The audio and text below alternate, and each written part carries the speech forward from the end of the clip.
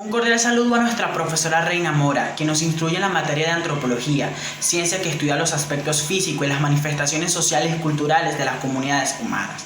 Nuestro equipo está conformado por los bachilleres Carrero Ashley, Farias Xiomara, Hernández Andreina, Labrador Julio, López Madeleine, Malavé Ronald, Valladares Austria, Valera Paola y mi persona Lisandro Ávila.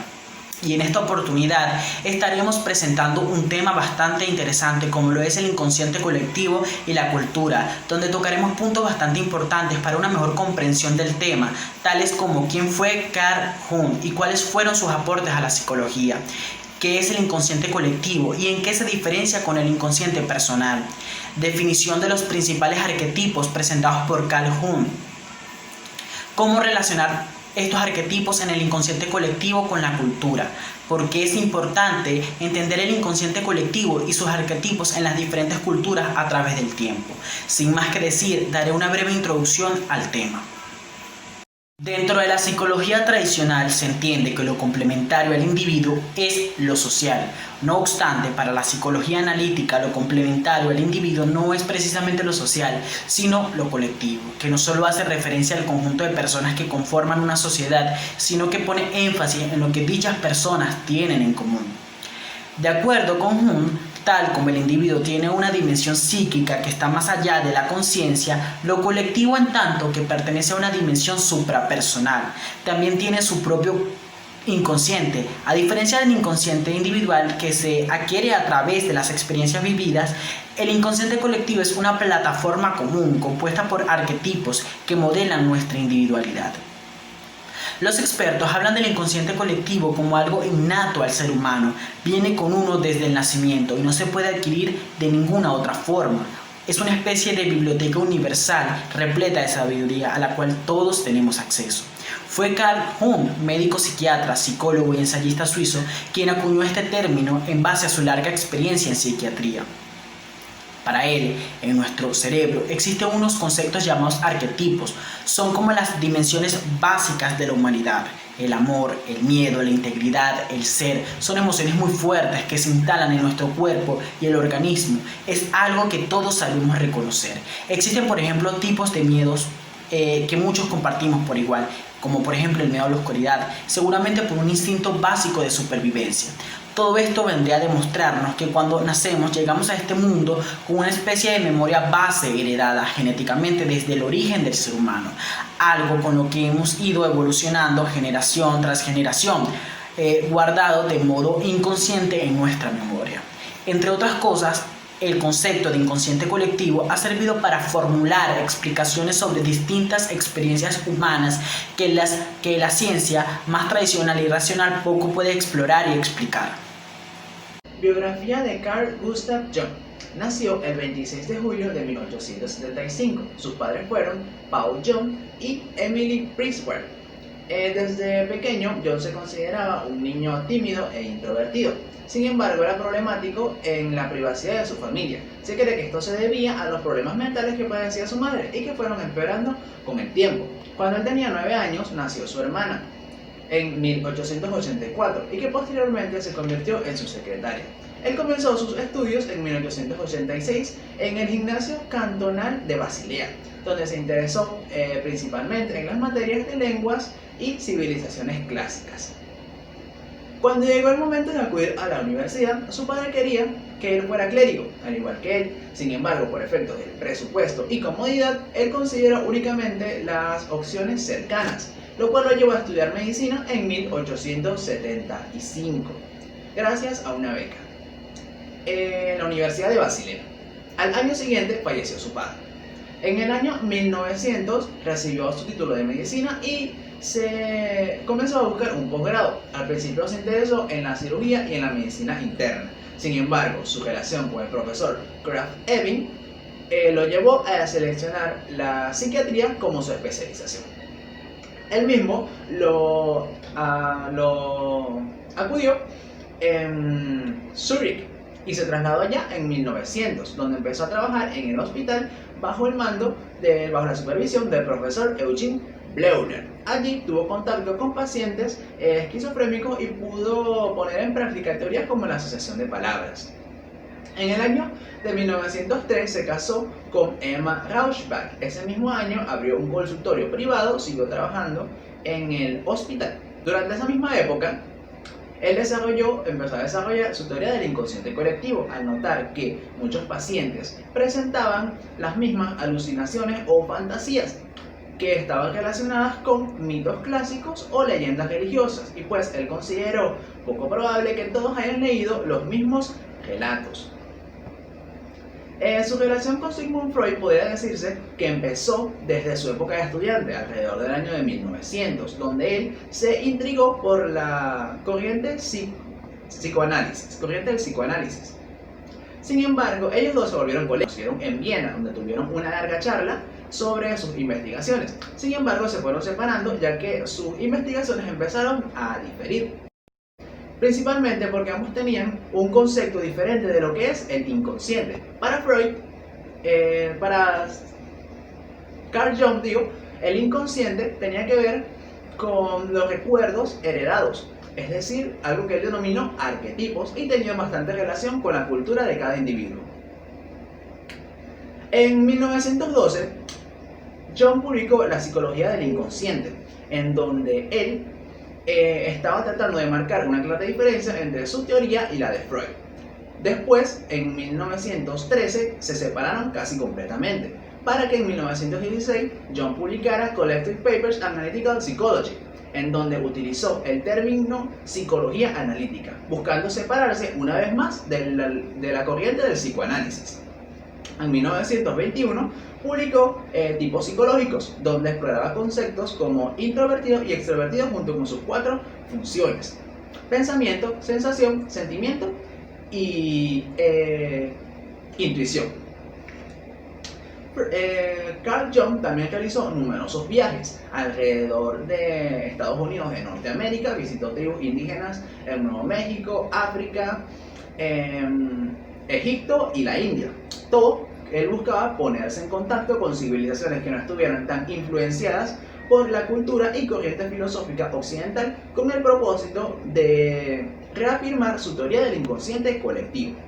En 1930 fue nombrado presidente de la Sociedad de Medicina General de Psicología. Estos años fueron cruciales para su carrera profesional. En 1936 se le otorgó un posgrado honorífico de parte de la Universidad de Harvard. En 1938 recibió uno de la Universidad de Oxford, así como de otras universidades de gran renombre en Suecia. A pesar de que sufrió después 2 paros cardíacos, continuó con su trabajo y en 1955 publicó Mysterium Convictus. Y su último trabajo fue escrito entre 1960 y 1961 y fue publicado bajo un libro con el nombre El hombre y sus símbolos. Finalmente murió el 6 de junio de 1961 en su casa en Zurich, Suecia. Su casa fue convertida en un museo abierto en el 2018. ¿Qué es el inconsciente colectivo y cuáles son sus diferencias con el inconsciente personal? Dentro de la psicología analítica, el término colectivo es un complementario para el individuo. De esta manera se amplifica este término no simplemente a lo que conformaría una sociedad, sino a aquellas características que comparten todos los individuos de la sociedad. Jung dictamina que el individuo tiene una dimensión del psiquis, que va más allá de la conciencia. El inconsciente colectivo también forma parte de esta dimensión, ya que tiene su propio inconsciente. Dentro de este se encuentran experiencias o sucesos junto con signos que no son de los compartidos en nuestro día a día. Por lo tanto, una de las principales diferencias entre el inconsciente colectivo y el inconsciente personal es que mientras el inconsciente colectivo forma parte de todo aquello en general de los seres humanos, como aquellos rasgos o características que no concuerdan con nuestro día a día, el inconsciente personal sí lo hace. Este toma nuestras experiencias vividas o nuestras experiencias adquiridas de manera individual y es de lo que se conforman cada uno de este contenido. De esta manera, el inconsciente queda dividido en 2 niveles. El primer nivel es el inconsciente personal o de Freud, en el cual el contenido se encuentra distinguido por el término complejo. Y este trata sobre las experiencias, rasgos o características que tenemos los humanos en nuestro día a día de forma individual. Y el segundo nivel es el inconsciente colectivo, el cual tiene las experiencias, rasgos o características de los humanos, pero de forma general. La primera aparición del término inconsciencia colectiva se hizo en 1916 en un ensayo de Jung, el cual se titula La estructura de lo inconsciente. En este se recalca que el inconsciente personal está conformado por fantasías sexuales e imágenes reprimidas, mientras que el inconsciente colectivo trata de generalizar más lo que es el alma del ser humano. Jung vinculó el término inconsciente colectivo con uno de los términos utilizados por Freud llamado remanentes arcaicos, los cuales son formas de pensamiento bastante primitivas que no pueden ser explicados con hechos o experiencias de la vida diaria de un individuo, sino que tienen más formas de pensamientos aborígenes o innatos de la mente humana. De esta manera también puede ser conocido el inconsciente colectivo como los pensamientos primitivos de los seres humanos en general. Los arqueotipos y el inconsciente colectivo.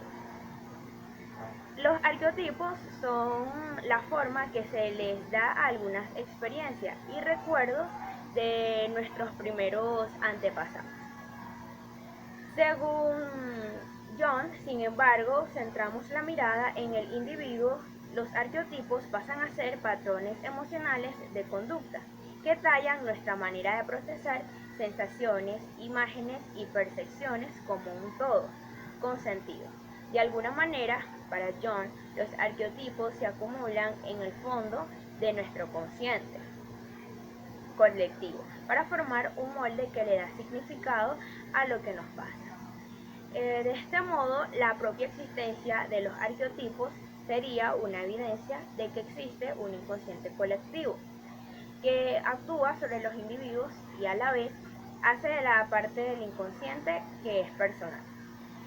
Los símbolos y mitos que parecen estar en todas las culturas conocidas son para Carl Jung una señal de que todas las sociedades humanas piensan y actúan a partir de una base cognitiva y emocional que no depende de las experiencias propias de cada persona ni de sus diferentes individuales que vienen de nacimiento.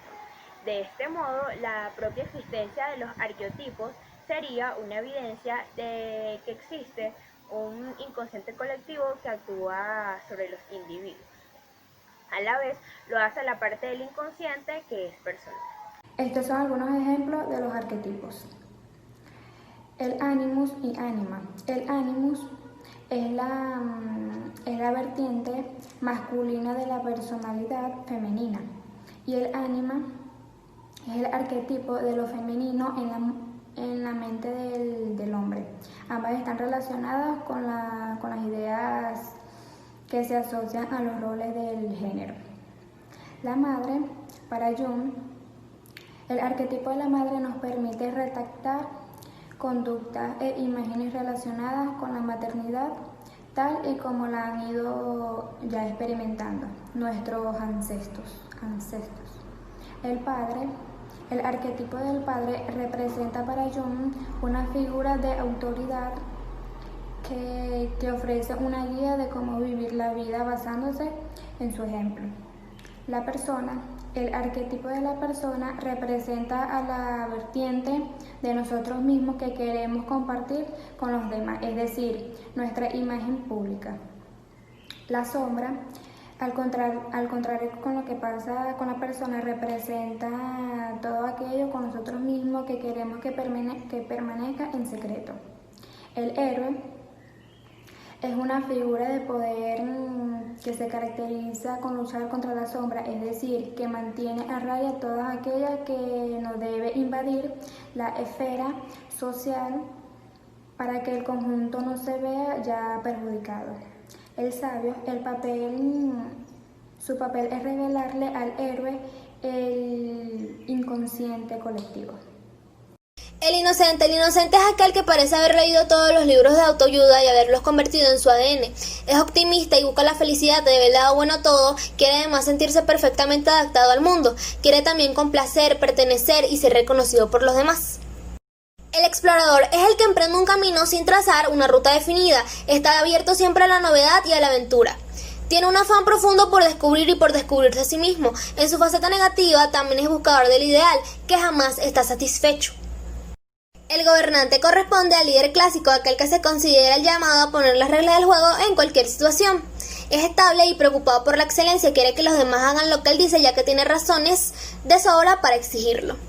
Es uno de los dos arquetipos de la personalidad relacionados con el poder, que también pueden llegar a ser déspotas en su afán por imponerse. El creador tiene una ansia profunda por la libertad, ya que ama lo novedoso, le encanta transformar y hacer surgir algo totalmente nuevo con su sello.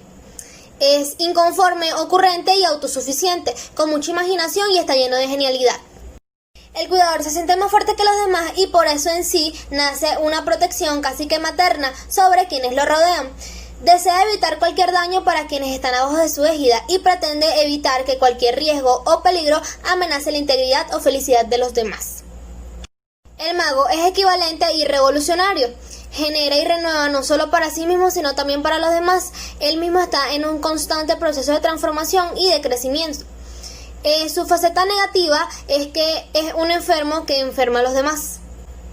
El forajido es una personalidad que nos habla sobre rebeldía.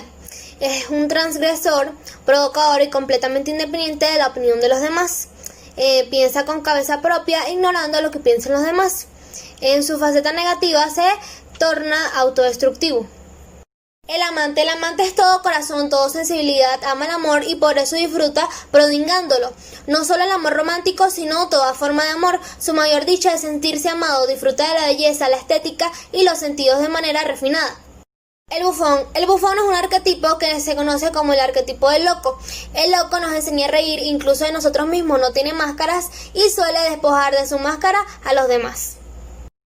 El huérfano es aquel que lleva heridas que no logra sanar. Se siente traicionado o decepcionado, quiere que otros se hagan cargo de él y como esto no pasa, siente desilusión. Suele unirse a personas que se sientan como él. Se victimiza ante los demás, se muestra inocente pero tiene un talante cínico.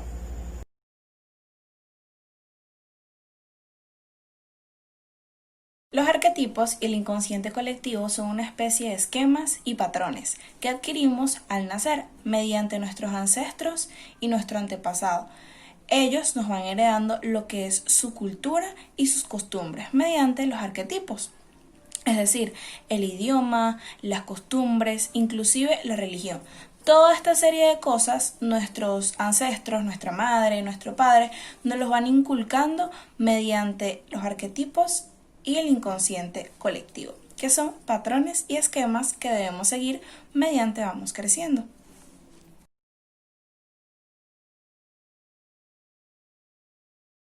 Entender el inconsciente colectivo y sus arquetipos en las culturas a través del tiempo es importante, ya que estos son conceptos que siempre han tenido una gran influencia en el individuo y en la sociedad a lo largo de las épocas. Un ejemplo de esto puede ser el infierno de Dante. Dante en su representación del infierno clasificó todo lo que para esa época y para esa cultura era malo, lo cual se puede extrapolar con diferentes palabras en diferentes culturas, en diferentes edades, pero más sin embargo con la misma concepción de maldad.